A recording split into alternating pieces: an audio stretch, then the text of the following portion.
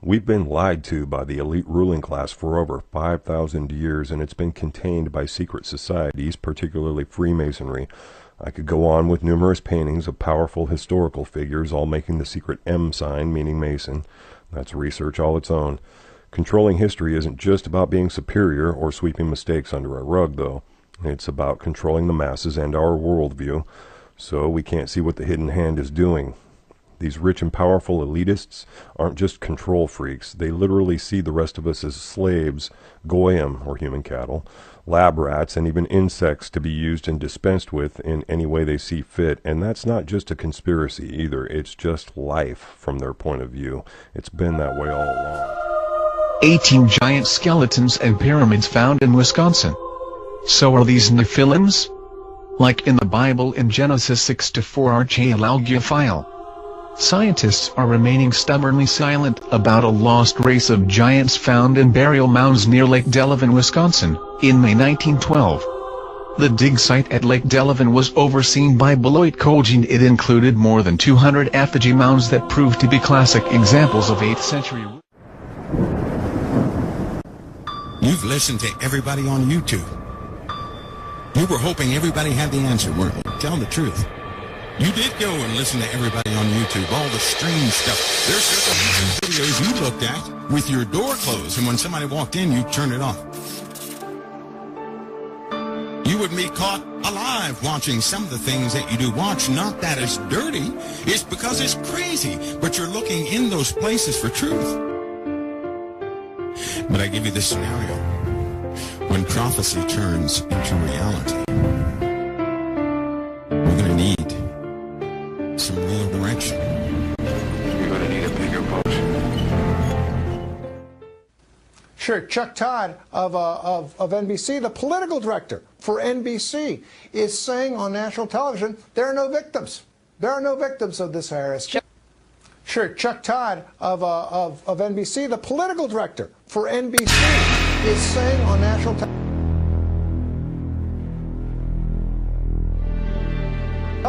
there are no victims. There are no victims of this IRS.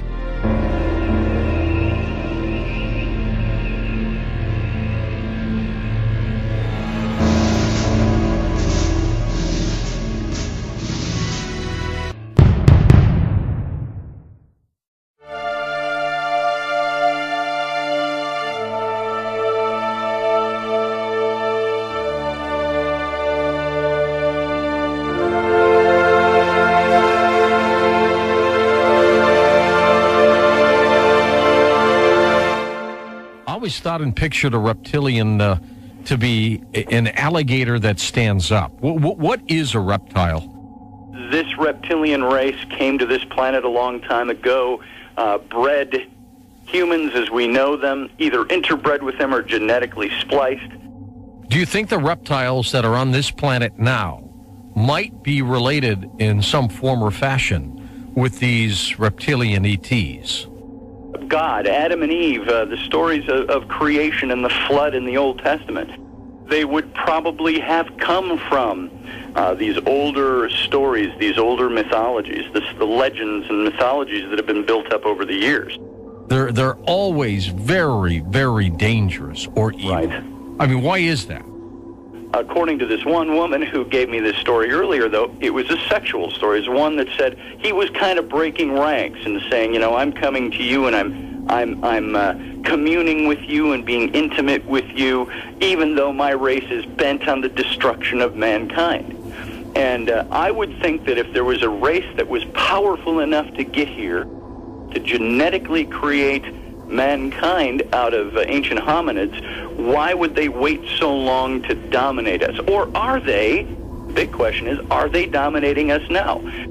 They're even behind the Illuminati. Yeah. And then, of course, it's predicated on the fact that you believe whether or not there's an Illuminati. And why they're always evil, the story goes they seem to be. They are here wanting to subjugate us. The universe is a big place. We have no idea how large it is, and we're not sure what it contains. Could life exist on other planets? There seems to be enough room. But could these life forms visit Earth? That debate continues. Skeptics argue there's no proof of alien life, but UFO watchers believe the proof is all around us. Here are the facts. Almost everyone has heard of unidentified flying objects, or UFOs. Reports of UFOs date back into antiquity. These reports don't prove aliens exist, they just mean that someone saw something in the air. According to Project Blue Book, 90% of UFO sightings can be attributed to weather, man-made devices, or other mundane causes. But some UFO watchers think we don't need to look to the skies for proof. There's plenty of mysterious stuff on the ground. Here's where it gets crazy. Researchers like Eric von Daniken believe in the ancient astronaut theory, which states that aliens visited Earth's civilizations in the remote past and were worshipped as gods. As evidence, these theorists point to enigmatic drawings and carvings found across the world. These images are thought to resemble modern-day descriptions of UFOs and aliens, but it doesn't stop there. For centuries, modern man had no idea how older civilizations built marvels like the pyramids of Giza or Machu Picchu. Researchers like Georgios Tsoukalos believe that extraterrestrials helped construct the pyramids. Tsoukalos also believes aliens were involved with the Nazca lines, enormous geoglyphs stretching across the Peruvian desert. These lines trace out images that can only be seen from the air, yet they were built millennia before the airplane. According to this theory, the Nazca lines are a solicitation, pleading for the return of the sky gods. Von Daniken and Tsoukalos cite other examples to support their theories, including the practice of skull modification in Mesoamerica. They believe this process of elongating the skull was intended to make upper-class members of the society resemble these ancient astronauts. Sounds weird, right? Before you answer that, consider cargo cults. The cargo cult is a religious movement that occurs when modern technology impacts a developing culture.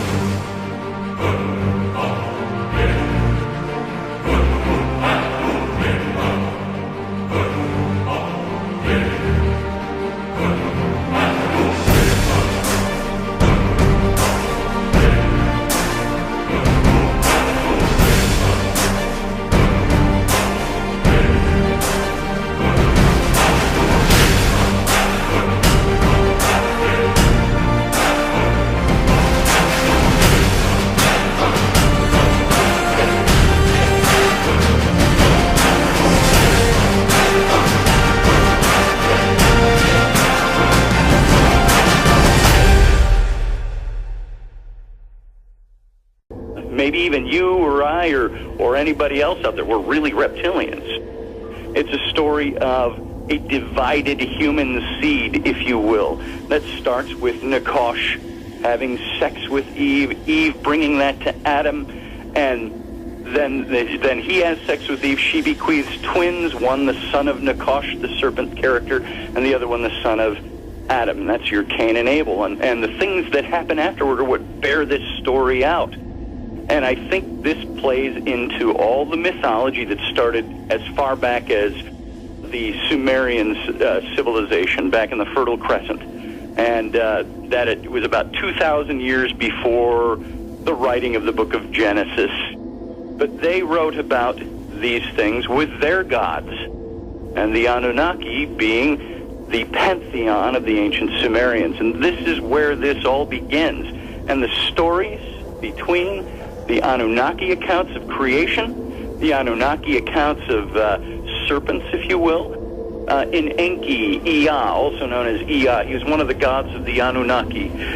You find in him a serpentine connection, even though he wasn't reptilian himself.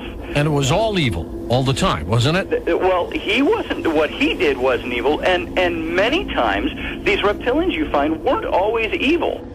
I believe it ties into the Sumerian culture, because the Genesis story of the Garden of Eden is, if you look at it and compare it to the Sumerian story, you find they're almost identical with little bits of changes. The chief god of the Sumerian pantheon, the Anunnaki, the Anunna,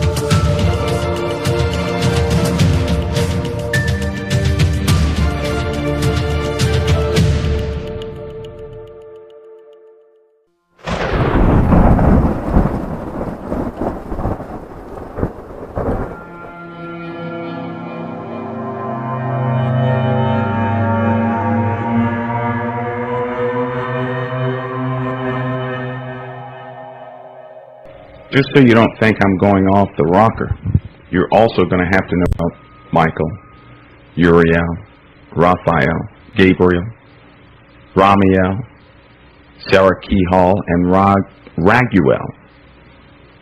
You have to know about those angels. You're going to have to know who the 4 angels are that stand before God and what their jobs are. By the way, it's your heritage. You need to know what their jobs are, right? It's your heritage. You do realize they're fellow servants. The angels are.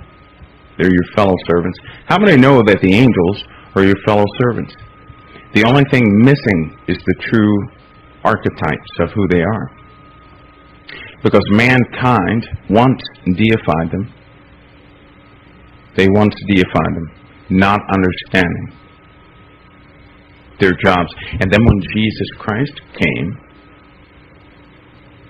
He placed some of their responsibilities in you through the Holy Spirit. How many know that? How many know that? You know what?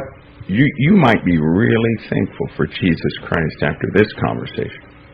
Salvation is one thing, but to be able to survive and walk and stand in this world, that's another thing. That extinct species of giant, whose bones fill the mounds of America, have gazed on Niagara as ours do now. And that quote is amazing for a number of reasons. First of all, that Abraham Lincoln said it. Number 2, that it shows how widespread the knowledge of the giants in the 19th century were. We were an agrarian society. People were plowing fields all over America and turning up giant bones everywhere. The other interesting point is that an ancient town of giants was found on the Canadian-U.S. border near Niagara Falls with several hundred giants, houses with chimneys. They even found a blacksmith shop with 2 tons of charcoal and evidence of gold and silver work. And then close to there in Cayuga, New York, they found what was called the Cemetery of Giants. That was 200 skeletons, 7 to 9 feet tall. A little farther down the state on the Pennsylvania line, they found 150 skeletons, 7 feet tall. And this continues all the way down the coast of America and all the way across the middle of America and out to Catalina Island in California, which is one of the most astonishing stories you'll ever hear. The Smithsonian, when they started out, they published their first book in 1848 on the ancient monuments of the Mississippi Valley. It was an incredibly open-minded study with beautiful drawings of all of the mound builder finds that they had made in the middle of the country. Now, we're not talking about American Indians here. We're talking about what they refer to as the mound builder culture.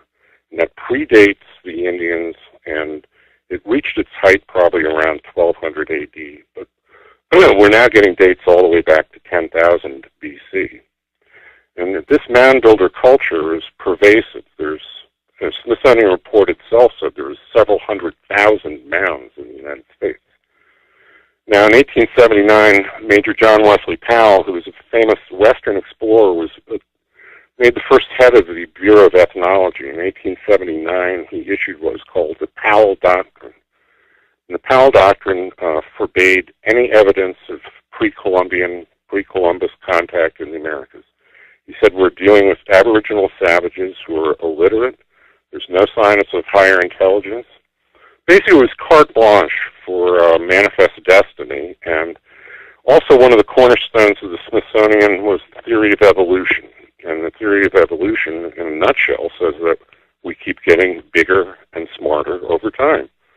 And you can't very well have 7 to 12 foot giants everywhere in America and argue that we're getting bigger and smarter. So, nope. That pretty much, and they've never rescinded the Powell Doctrine. So, in case after case after case, these skeletons are being sent to the Smithsonian and just disappearing. In the book 1491, he estimates that Ailes Hedricka, who was the head of the Smithsonian from the turn of the century, and the man that came up with the absurd Bering Land Strait, they all came, down from Asia. Yeah. They estimate in that book that he had secreted over 30,000 skeletons during refused to examine them. What happened with them then? Do we know? Well, I think it's kind of like that Raiders of the Lost Ark movie. They put them in boxes and they go off somewhere into the memory hole. There's, a couple of cases where somebody's actually, the Fowler Museum in UCLA purports to have 200 of the skeletons found out in Catalina, but that's a whole other story we can get into. The Smithsonian, on the other hand, is completely not forthcoming at all. Now, who would you say, if we could try to tackle that question a little bit, of who actually discovered America, or has it always been inhabited, do you think? Well, this is very curious. Some of the finds, including the Spirit Cave mummies, which were found out in Nevada, they were discovered in the 1940s by the University of Nevada under several feet of bat guano. And they were incredibly well preserved, red hair, still intact, and covered in an incredibly finely woven fabric made out of tule reed, which is like papyrus. These things were dated at the time to be 1,000 years old and promptly filed away. And several years ago, a University of California researcher heard about them. He got one of them, carbon dated it to 7,500 BC. Huh. We're talking about advanced weaving and mummification in the Americas at 7,500 BC. So at one point, I say, well, maybe we discovered them and they didn't discover us. Exactly, yeah. But the related finds, especially in the Newark earthworks and up in Iowa along the Mississippi River, there's evidence of hieroglyphs, Egyptian writing, Roman coins. There's Hebrew holy stones that they found. The list just goes on and on. Viking, Celtic, Scythian, Asian, Hindu. I think everyone knew we were here, except kids that go to school in America these days. And in Newark, Ohio, where a number of giants have been found, Ohio University has in their collection what they call the Holy Stone, which is a condensed version of the Ten Commandments, and some ritual cleansing bowls, which have been dated to the Second Temple. So it does raise some interesting religious questions as well. I mean, when we think about this, then, if we consider cultural diffusion as opposed to walking over the Bering's land bridge there, we have a potential situation where different peoples for thousands of years have traveled over to America. I mean, there is this with the copper mines, which seems to have pretty established that there might have been trade routes going back to, Absolutely. I don't know, 2,000 years, right? Well, the copper mines in Keweenaw Peninsula in northern Michigan are some of the most interesting, fascinating things I ran across in the book. Right north of the tip of the peninsula is something called Isle Royale, which is an island that's virtually made out of copper. And it's the highest quality, purest copper in the world because of the volcanic upthrust. The copper was all exposed to the air and the sulfur impurities burned off. Now, they've got evidence of mining there that go back 10,000 years.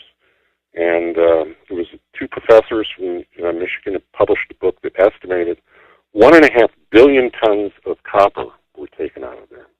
The kings and queens, the giants in the mounds that I go through in the book are almost always covered in copper jewelry, copper crowns, copper armor, micas, often in association with that. But that in no way accounts for the extraordinary amount of copper that was taken out of there. And there's indications, there's some rock art I saw that looked like a boat from Crete had been engraved. And there's stories of monolithic docks up there, quays, dams, all kinds of things. So there's, and also I even ran across, they won't test the European copper for the Michigan signature, but purity is over 99%. Right. So it's so unique. And also their copper working techniques were superior to anything we have. They used annealing, which was hot and cold water and cold hammering. And report after report says these axes are as strong as steel. We don't understand how they were made. So Who do you think was responsible for the mines, for the mining? Well, again, there's huge finds of giants up there. I mean, basically what we're talking about is not that America was populated exclusively with giants, but that the ruling class was composed of giants. And mound after mound after mound, the central burial is of a giant. Sometimes he's surrounded in a sun circle burial with 10 warriors with their feet pointing at him. I have a great series of reports out of Tennessee and Kentucky that was done by Dr. John Haywood in 1823, where he went over 100 years of the stuff they had been finding there, and they found 9-foot blonde-haired giants in secret caves with roll-away stones, sacred springs, standing burials with monoliths around them. Just extraordinary stuff. Many feel it was actually the giants who built all the ancient temples, or were at least the workers. That would help explain how such huge stones could be moved around. No doubt these were temples built to honor the fallen angels, all the Baals, Baphomets, and Molechs of Atlantis. And the flood may be why some temples like Pumapunku are demolished. Just my own theory. Maybe the giants got angry and knocked them all down. It's also been suggested that the Great Wall of China was built for keeping out giants, and why it was necessary to build it so long and so high. On a side note, while we're on the subject of Atlantis, while I made mention of crystal pyramids in my last iteration, the lack of real proof, whether they're found in the Bermuda Triangle or elsewhere, there's a very good chance of there being underwater architecture hidden by the militaries, whether made of crystal or not. It has been claimed that the Freemasons have their roots in Atlantis, as I said, and the Knights Templar, their known origin, obviously weren't temple builders by trade. Many speak of pyramids being batteries and other amazing lost technology, often relating to ley lines, geomagnetism, and more freely abundant sources of energy, which no doubt would have been wiped out with the flood also if true, and would provide an alternate explanation for moving giant stones used for some of those ancient temples. It was even said that Merlin the magician used a form of quote-unquote magic to move the stones for Stonehenge across England, a magic likely used by Edward Leedskalnin to build the Coral Castle. But if you look at something like the Colossus at Rhodes, you have to wonder how they constructed something so large without the help of giants. That's a bit more than a few giant stones laying on top of one another, and across a harbor inlet at that. Also, it looks like a giant. The Giza pyramids are still a mystery with no definitive answer for their construction, and many feel they were built long before the Egyptian dynasties. Maybe this is a part of why Egyptian pharaohs considered themselves children of the gods, as did other emperors and monarchs in the world. Food for thought. So, given the very extreme likelihood that giants actually built all the ancient temples, most of which are sunken by the flood or destroyed by some means, we could go on postulating. There may have been more reason for building them than just honoring fallen angels as gods, particularly sun gods, like I'll talk about next with Nimrod. What I'm saying is, if you look at a depiction of a Vimana and the Tower of Babel together, you'll notice that they appear quite a lot alike. I'm also saying this is the reason for all the pyramids, like the giants I'm claiming built, whether at Giza, South America, or wherever. It's also why the pyramid takes off as a spaceship in the movie Stargate, because they were all trying to build mock Vimanas, or perhaps these fallen angels, again refer to that LA UFO summoning event, would have provided some means for them to actually lift off.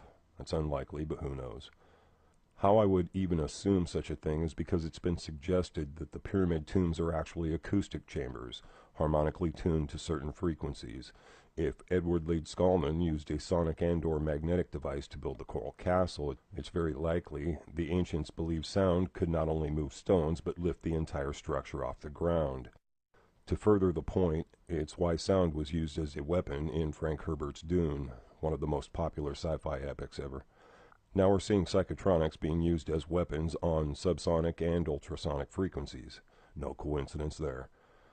I believe it's one of the secrets of Freemasonry, both before and after the deluge. In any case, giants built them, and to look like the Vimanas that are practically the entire basis for the Hindu religion, and why they incorporated so much of it into Kabbalism like chakras. The whole world was together at the Tower of Babel anyway. The Freemasons also want to usurp God's throne because, according to some like Douglas Dietrich, who blew the whistle on Colonel Aquino in the Presidio child rape, the Masons feel God isn't even sitting on it. To them, it's an empty chair. But anyway, that's the reason for the Tower of Babel looking like it does. Why Nimrod sought to kick God off his throne and thought he could. And as any Christian knows, it's the Lord Jesus Christ it was given to by the Father. It's not empty. And here's another revelation. Giants were real, okay? So they had to be doing something with their time besides eating babies. But where do the little green men like Crowley's Lamb fit into all this? Are they the leprechauns, gnomes, goblins, and elves so prevalent even in modern culture, especially with fantasy fiction more popular than ever? Are they really the gray aliens in disguise and misinterpreted throughout history? Obviously, I see a pattern of deception there, but before I move on from the giants, I wanted to note that giants were born of fallen angels, and if you believe in the spiritual side of angels and demons, then you would have to wonder if giants also had a spirit to carry on beyond their bodies after they were killed by the deluge. And as a spirit isn't something material, we might surmise or opine that their spirits weren't actually giant as their material bodies were. Why I bring this up is because of demonic possession. Their hateful spirits would have been dealt with like any other by the Lord of Spirits, as the Creator is named in Enoch, or Yahweh if you like, and not all possession is necessarily by the spirits of fallen angels, or little alien lambs for that matter. As I mentioned before, demonic possession is on the rise, and there are a lot of reports. More than 200 fallen angels could likely possess at once.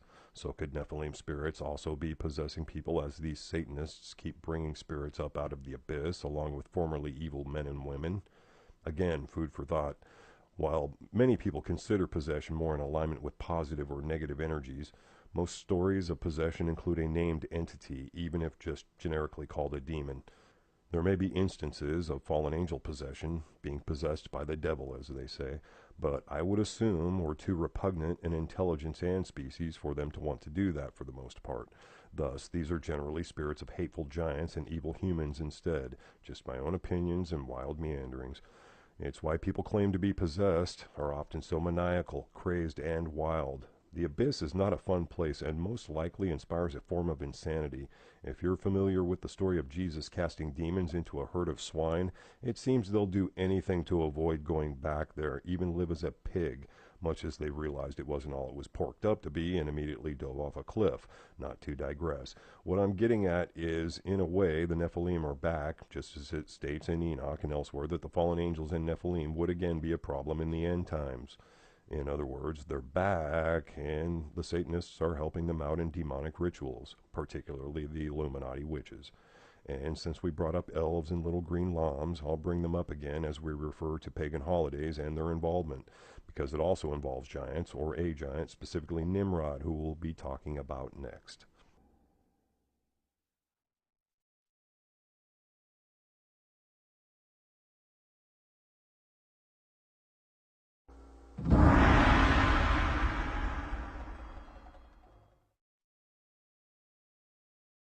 Nimrod was a mighty hunter, but for what reason? We can learn a bit from the book of Joshua that he took over the world and created the first empire, and it's assumed a lot the same with the Bible version. In the book of Joshua, he's killed by Esau, brother of Jacob, who would be Israel, and his reign ends. There is no making him the sun god or any of what people are claiming about his links to Baal or Baal and sun worship. Joshua was probably not informed of Babylonian mystery schools for one, which clearly existed, and it's also not biblical canon for another. Evidence does support the theory of the one world, one language, original Illuminati empire on Earth, though. Nimrod took over the world for a time, and why he's mentioned where few others are. Moses had a name and not a lot more to write about him in the Torah. Nimrod was also a giant. His lineage is the same of the line of Cain and Canaanites through Ham's wife after the deluge, so it just kind of stands to reason with his mighty hunter image. The Bible may not say so, but again, it was so normal in those times that giants are barely given a nod for their size in the Bible at all. It's barely mentioned in a few places. Nimrod is also assumed to represent many other gods and heroes, like Gilgamesh in particular, Apollo, Odin, who is the main link back to Nimrod for Santa Claus, actually, and too many others to list. Why that works, especially in cases like Odin, is if you read the Bible, God sent the world off babbling to the four corners, as it were, after Nimrod tried to build the Tower of Babel to reach the sky and kick God off his heavenly throne. Odin is almost an anagram of Nimrod, Mr. Odin. And how close does Amun-Ra sound? Nimra. Coincidence? That would be babbled for certain if true, and I believe it is. Other names reflect this babbling also. This is also how cultures, even in the Far East, have such similar tales of a great flood, gods, heroes, and even dragons. I'm also positing a couple of points here. Nimrod may well be the real source of Freemasonry with the Tower of Babel, at least after the so-called Atlantis and the pyramids and Noah. Where he got such knowledge may be through occult knowledge, magician advisors, fallen angel parentage, and or general Satan worship. Nimrod's Babylon is where Satanism and the worship of pagan gods starts all over again after the flood. He was already close to fallen angels, just for having been a giant in the line of Cain, and no doubt would have been an easy familial link to work through for Lucifer, Semjaza, if you read Enoch. My other point is that he's not necessarily where sun god worship comes from, or that he was the sun god himself. I've come to realize that it's not Semiramis who's responsible for that. I'll explain why in a minute. The whole backstory of Semiramis is another deception. Those who claim to have seen an angel, particularly Lucifer, the light bringer, claim they are beings of light too bright to look at. Would that not be like looking at the sun then? How easily fooled people might be by that. So we're really talking about Lucifer or Satan, who is the representation of the sun god, not Nimrod. It is possible Nimrod was possessed of the devil, though. Nimrod was a son of fallen angels, a Nephilim giant, and while possible for it to be blamed on him, I'm actually thinking it's not his doing, or Semiramis for that matter. She's a mystery character I need to address also, but one final thought. The Eye of the Freemasonic Pyramid is the Eye of the Watchers, and probably existed in fallen angel worship well before the flood. They somehow revived its usage and symbolism through Nimrod and Babylonian magic. I'm guessing they wanted someone to perform occult science witchcraft to be let out of their earthbound prison. Any science advanced enough would seem like magic, to paraphrase Arthur C. Clarke. And as far as the eye symbol, meaning the pineal gland, pine cone shaped, that's only part of the picture. It does represent the Watchers as they were called in the book of Enoch. Remember, Yahweh and the angels had bound the fallen angels in the earth by this point, in the abyss, at least according to Enoch and his paraphrasers, and they were not freely walking around as it speaks of in the story of Job. Maybe Lucifer tried to contact Nimrod in his sleep to get Nimrod to let him out. Psst! Hey, Nimrod, it's your daddy. Wake up, ya Nimrod. Comedy aside, this does reflect the idea of Satan being let out into the world for a time, as it states in the Bible. I do have to point out a possible discrepancy here also. In the book of Enoch, the fallen angels were bound for 70 generations, and the Bible does have a 70-gen timeline also. Jude paraphrases Enoch about the binding in the earth, yet Satan, Lucifer, claims to be walking up and down on the earth in Job. See a problem here? I am a Bible believer, but there is a small margin of a conflict going on here. Maybe I'm missing something. The 70 generations ended in the 1900s, opinions on the exact year vary, when all our alien troubles really began and final judgment would take place after a time of working evil on the world.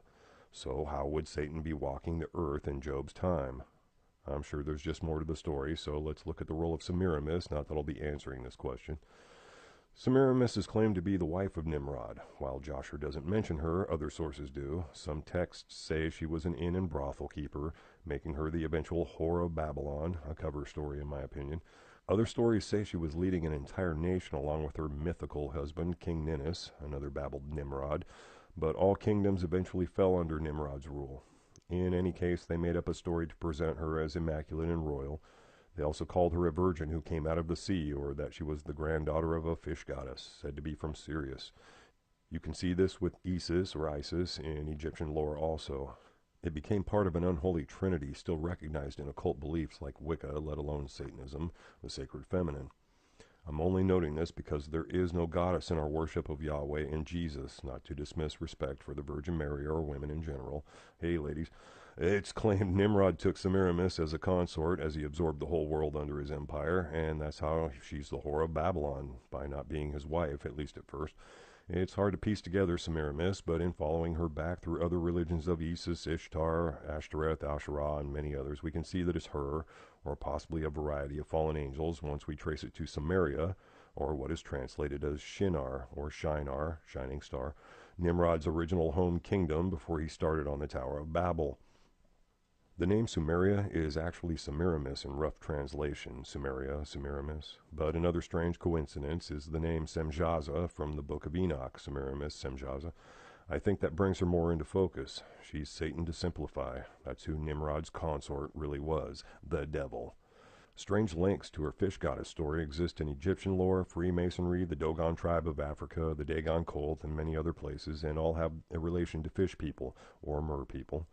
While Sirius is known as the dog star for the dog days of summer, it really ought to be called the fish star, since it has much to do with Ishtar as well, a variation of Semiramis, who is as many goddesses as Nimrod is claimed to be gods in history. Semiramis is also conveniently linked with the pentagram and Venus, the morning star, another name for Lucifer.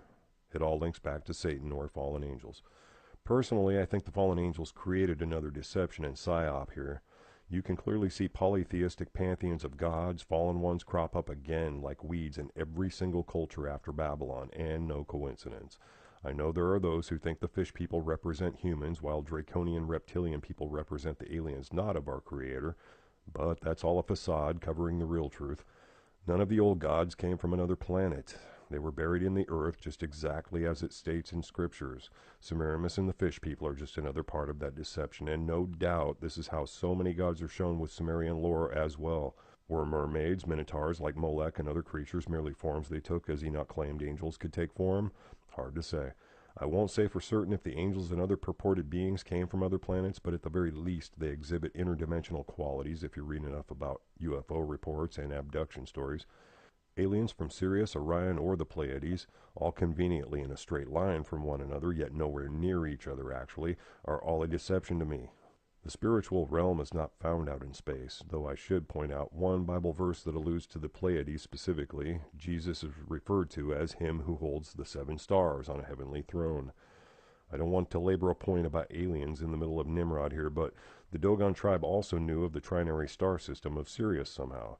This would create assumptions we're dealing with interstellar visitors, but again, it's said that the Creator also made the stars themselves. It's also mighty convenient that the most recognizable constellation in the sky, Orion, did not become part of the zodiacal calendar. Coincidence? Then there are those claiming ancient cities on the moon and Mars explaining our origins. But regardless of some amazing theories supporting these claims, it doesn't answer the reason for occult societies and witchcraft at the top levels of our society. Why the human sacrifices then? Another topic we'll get to. There is a lot of evidence to support their origin as extra-universal, to coin a phrase. Freemason links to Atlantis, H.P. Lovecraft, and more all support it. Bear in mind, I read a fair amount of science fiction, loved sci-fi movies, and even looked through a telescope a few times in my day, so it's not like I shouldn't be the first person advocating other stars and aliens as the origin of these tales.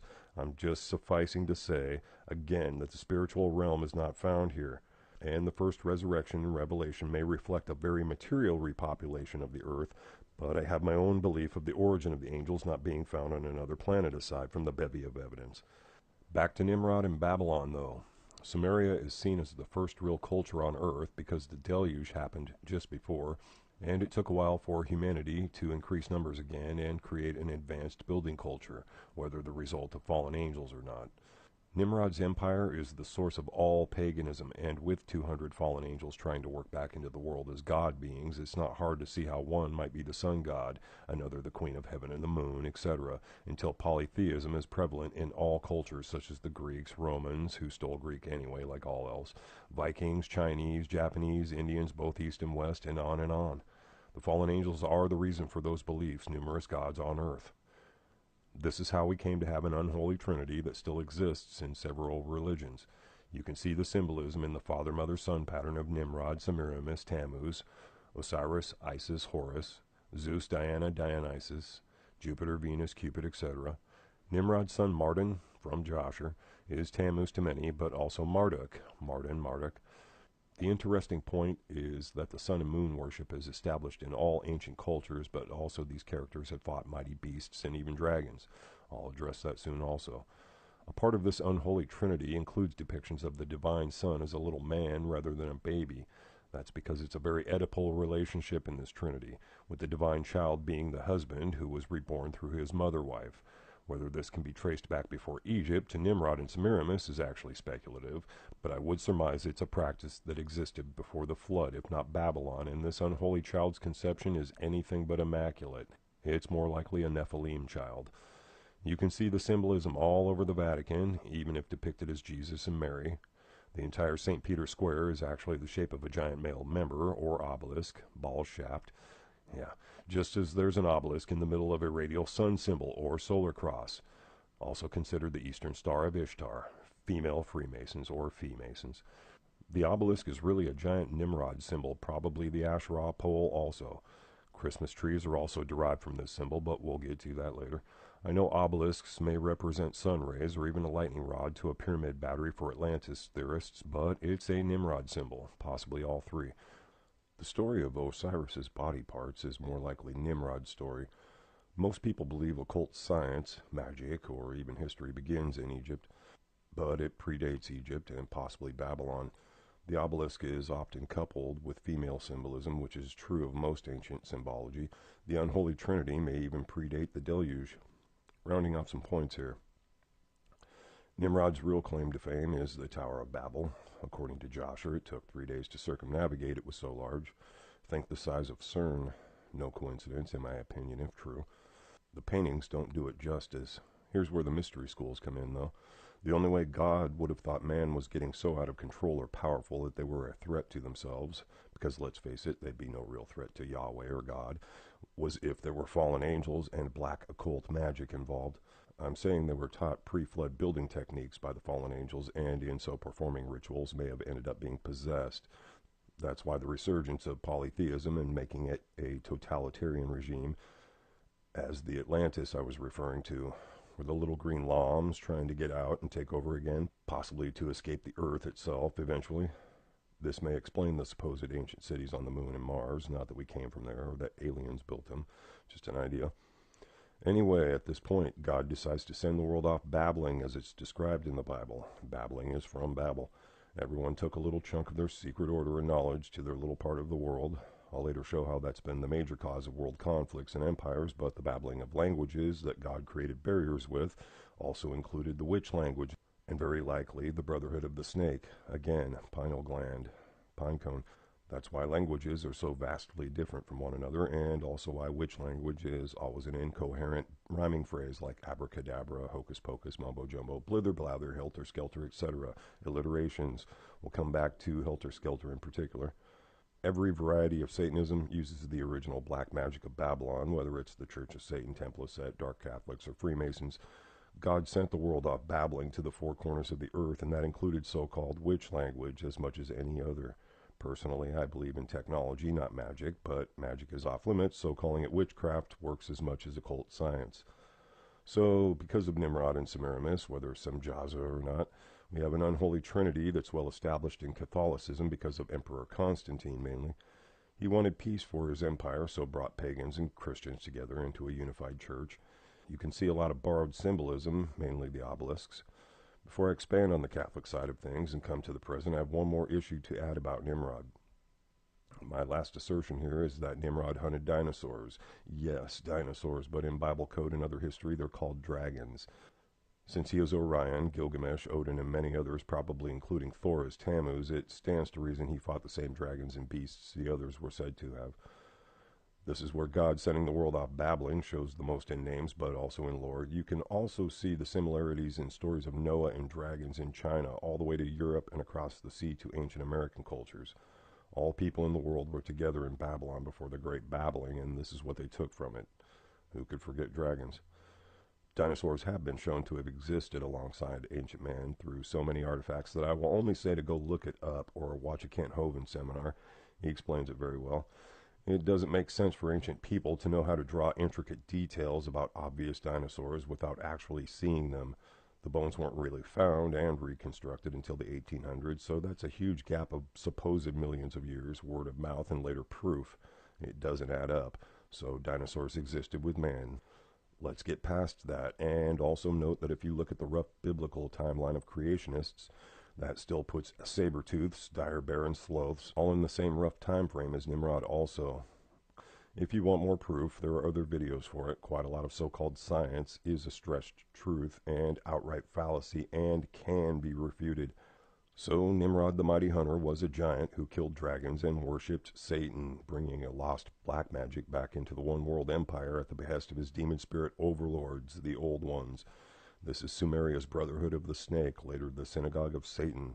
relating to the dragon Satan, serpent imagery, and many so-called UFOs, even obelisks and Saturn ring or sun symbols. The Catholic apocryphal text has an interesting story about Daniel defeating a fire-breathing dragon, so even the Chinese dragons, as bizarre as they may seem, may not be so far-fetched as people think. Remember, we have fallen angels trying to escape, take on forms, and even create material things, at least by a mating of some kind with the daughters of men, as it's said. They say Satan is the dragon in the Bible, and there are even supposed dragon bones I won't get into. These tales may all converge in one truth, though. At the very least, dragons were dinosaurs, yet another symbol you'll find in, guess where, Catholicism. I'll go over that topic soon and the relation to all the occultism, but first I wanted to interject about Nimrod and Christmas before the pagan holidays. The winter solstice is what the sun god worship associated with Nimrod revolves around, and Lucifer is taken to be the sun god because of the orb UFOs I keep bringing up. Sorry if I get redundant, but I assume people will skip sections or it just needs repeating. The Foo Fighters of World War II were released by occult rituals like the Babylon working, which I'll get to, but they are the fallen angels who mated with the daughters of men in whatever context, the same way Mary conceived Jesus. Nimrod was a child of the gods, so to speak, as many feel they are the same by being of the line of Cain and the Canaanites as he was. Giants were assuredly worshipped as gods, like Egyptian pharaohs, but the real gods were the fallen angels mistaken for stars, or in Lucifer the Lightbringer's case, the sun itself. Thus, December 25th became not Christ's holiday originally, but Satan's, because of the winter solstice and sun worship. This is where Nimrod figures into it, whether ancient men considered him the sun god himself or not. So in any case, Nimrod is still responsible for pagan Christmas, solar cross occultism, and the image of Santa Claus. Santa is Satan, not just anagrammatically, and he should be depicted as a giant, much like Nimrod. It's all relative, if a bit confusing. I'll talk about how the evil elves figure into it with the next topic, pagan holidays.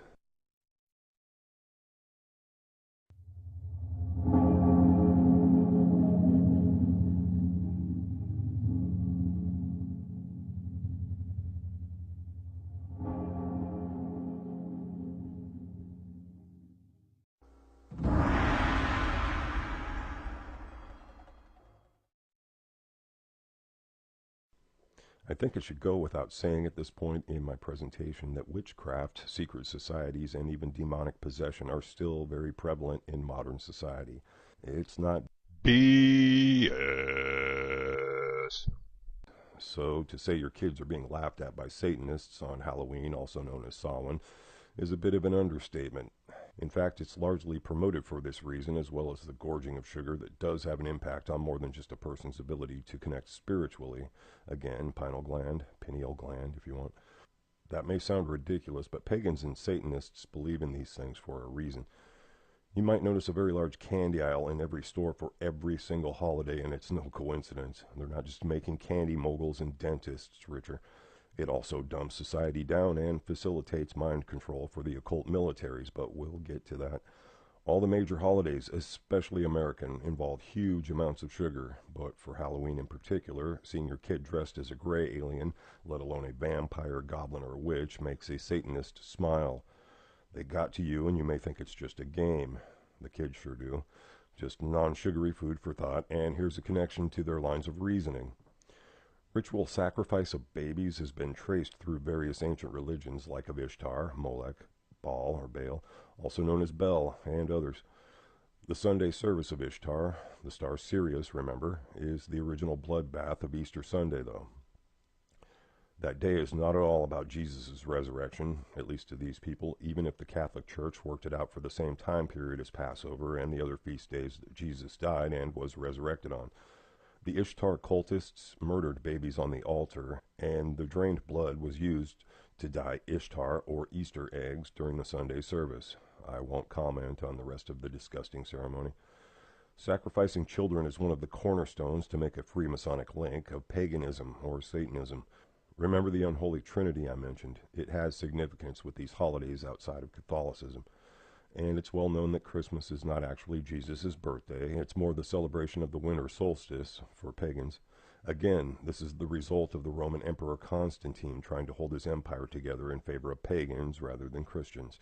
Jesus' birthday is figured sometime near the end of September, based on the birthday of John, who was 6 months apart, and it's shown in Scripture. It's not that hard to figure out.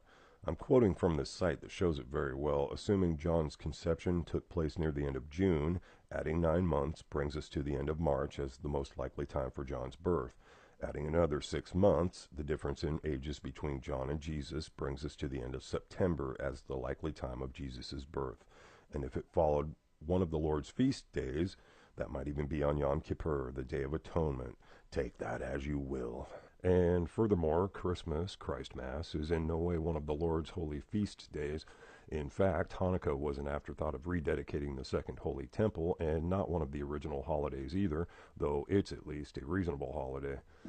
It's just that we were brought up with notions of snow and singing Christmas carols, making it a jolly season. Aside from the fact of it being the only time of year, you can count on people being generous or nice to one another. But shouldn't every day be about Christ in that regard? It's a phony pagan holiday designed by pagans for sun god worship. Harmless as that may seem, it has occult ceremonies intertwined with the solar cross and zodiacal calendar, which people should realize by now also has not one thing to do with Yahweh, Christ, or anything resembling Christianity. That's the pagan calendar, and while people, pagans really, try to bring Christ into it because of the cross, it's a joke on him, a joke on you, and a joke on your kids for becoming greedy from excessive gift-giving and fattening up on more sweets. It's about as simple as that, almost. And to add to that, Christmas trees are in fact a variation of the obelisk, just one that any poor person in history could grab from a nearby forest and celebrate a pagan holiday with. An obelisk in your own home. The ornamental bulbs are another male body part, and tinsel has its own pagan origin, but if you want to take it a step further, the original Satan Claus, or Santa, used to run with Krampuses. Krampi sounds ridiculous, or blackjacks who resemble goat demons like Azazel, Baphomet, Samael, or Pan. This is because Santa is derived from Odin, Nimrod, and Lucifer worship, through Sinterklaas and a false notion of St. Nicholas, whom even the Vatican claims never existed. That's because he's Satan, to simplify things. Again, Nimrod, the giant god being of his empire, or child of the gods like Egyptian pharaohs, was serving Lucifer, who I have come to associate with the orb UFOs, described as Foo Fighters during World War II when they first became prevalent in our time.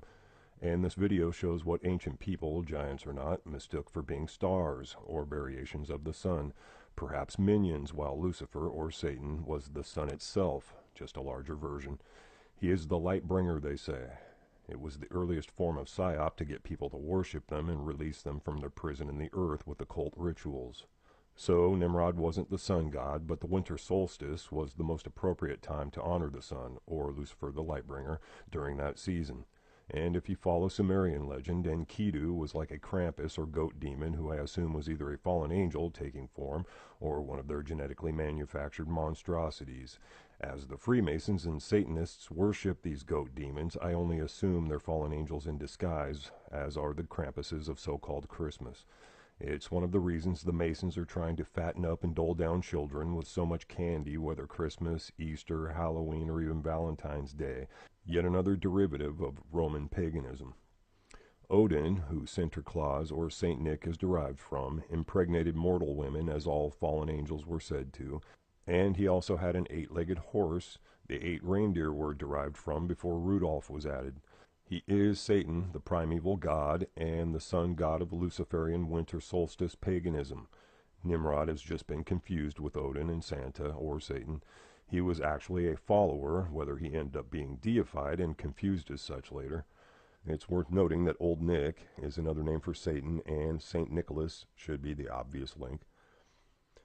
The ho-ho-ho is what Satan used to say when entering the stage during old plays. So whether Sinterklaas traces to Nimrod or not, that's how we know it's really Satan. It's all relative anyway.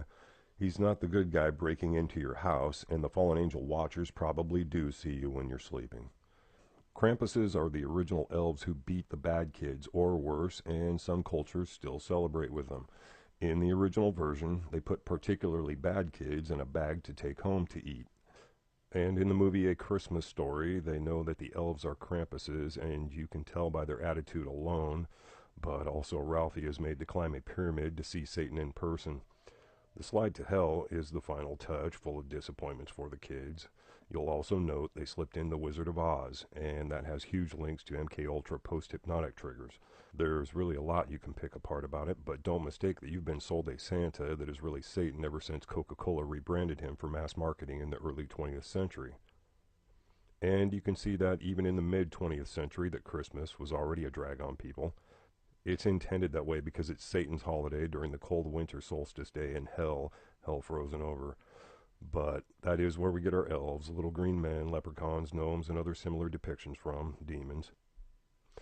Are they all variations of Crowley's Law? We keep coming back to them, and it's very likely their intentions have always been to get some unsuspecting dupe of a Nimrod to perform occult magical science to break them out of their abysmal prison.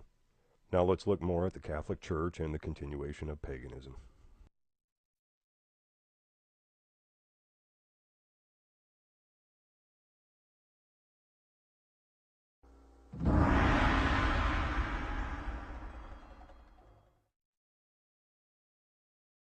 Paganism is where rumors of a light and dark side of Catholicism come from. Again, it's the machinations of Roman Emperor Constantine. There is so much material here. I'm just going to refer you to a website you can look at later for the little details, but the St. Peter Square is one giant obelisk to be seen from space like a Nazca symbol. An obelisk and radial sun symbol, likely of Ishtar, that stems from Nimrod's Babylonian witch schools and or the Brotherhood of the Snake, set the whole pagan stage, and you'll also notice the entirety of the construction faces due west, and that's no coincidence, since that's where sunset is. Set as the Egyptian Satan, still worshipped by many, including psychological warfare specialists in the military like Colonel Michael Aquino, who created the Temple of Set in America. We'll refer to him later about psychological warfare and mind control. The entire square is built this way as a temple of human sacrifice, which I'll elaborate on later. It's why the dead are kept where they are, and I can support this claim by using the Washington Monument. It has an even more obvious construction, faces west also, keeps the dead in the same place, possibly for a reason of evil reincarnation I won't get into, and was built by the same people, the Freemasons.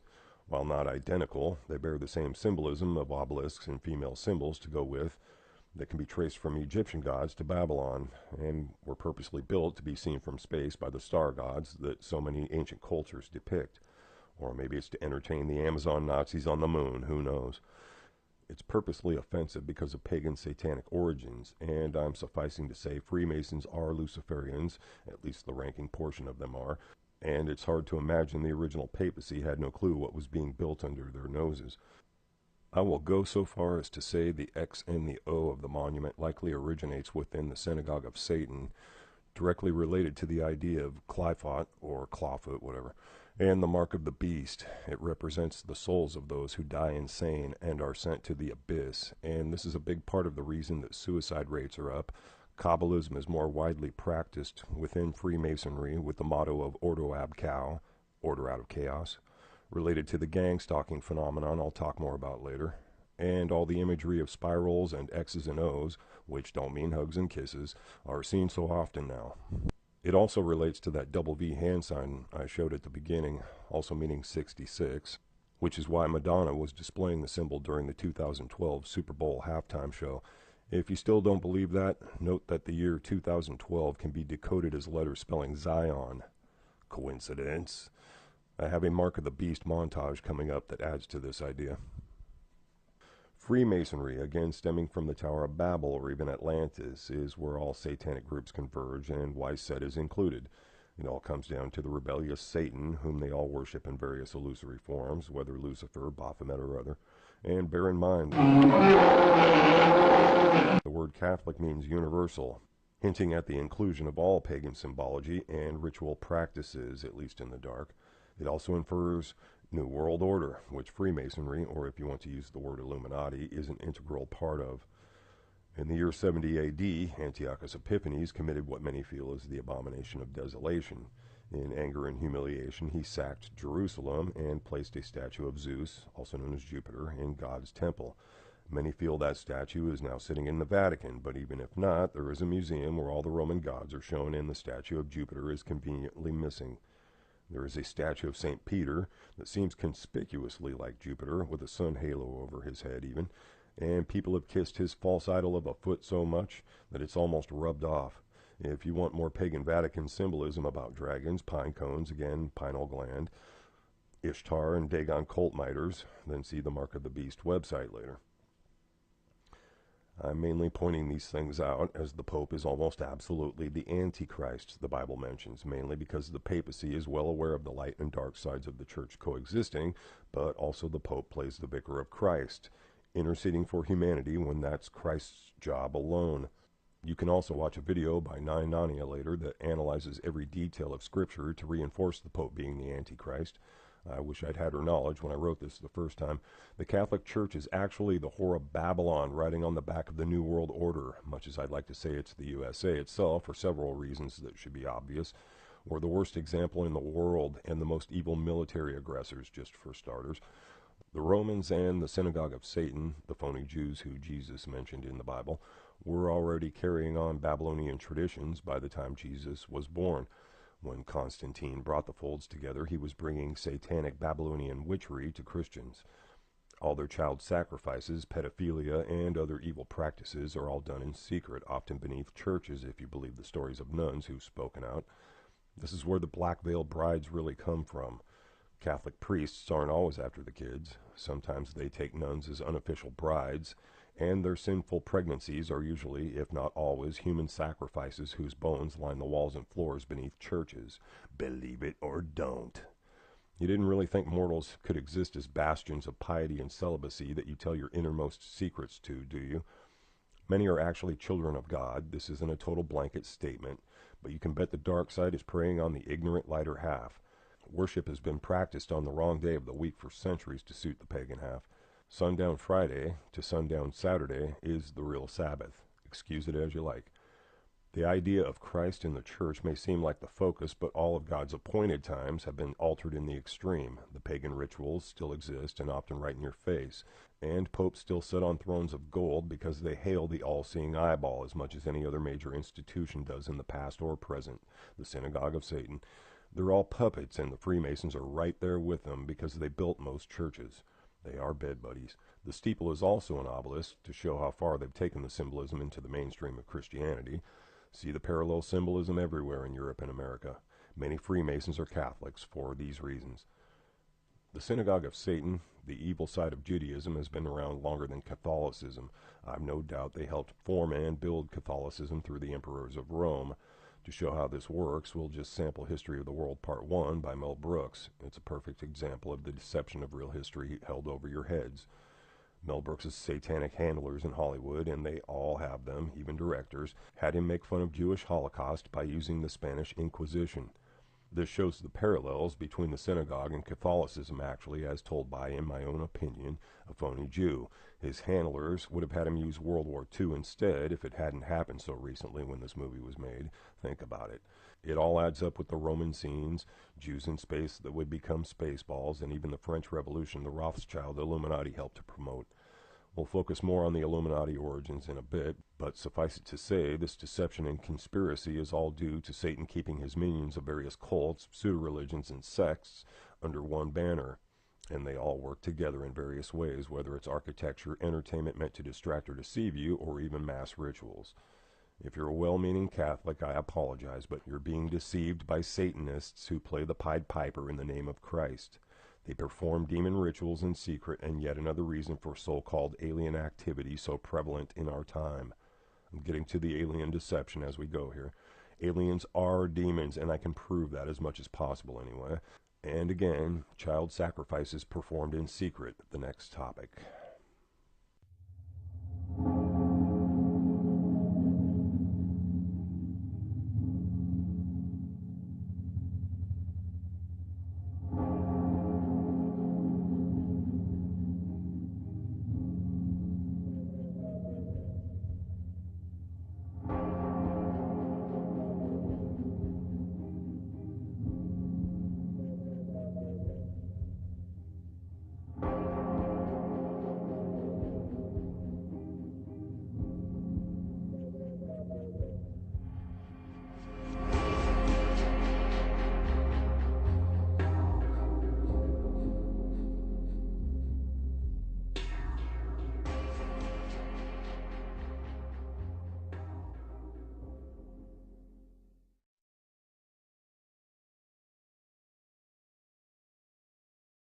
Before I move on to the next chapter, I wanted to share this image I found. While I can't verify it being correct, I do have to say that the other Illuminati political pyramid images I use don't tend to include the Vatican at all, as if it were a non-entity. Maybe it's part of a psyop, who knows, but I do have to say that while it seems certain the Pope as a figure does fit the prophecy of the Antichrist, again, watch that 9 Narnia video, he should be included in these power structures people are making flowcharts and schematics for. Another interesting note was that the Vatican means divining serpent, or prophecy, leaving room for the Vatican itself to be the false prophet next to the Pope. In that case, they should be at the top of the pyramid, while the Rothschilds and other Illuminati bloodlines should be beneath them, as well as other political power bases. The Roman Empire and Church have been gathering money for centuries. I'll come back to this point again when I talk about the common story behind the Illuminati. I found an interesting website I'll share that speaks about this very point, but make no mistake, the Church is the hidden element behind this satanic beast system, becoming more openly prevalent in our time.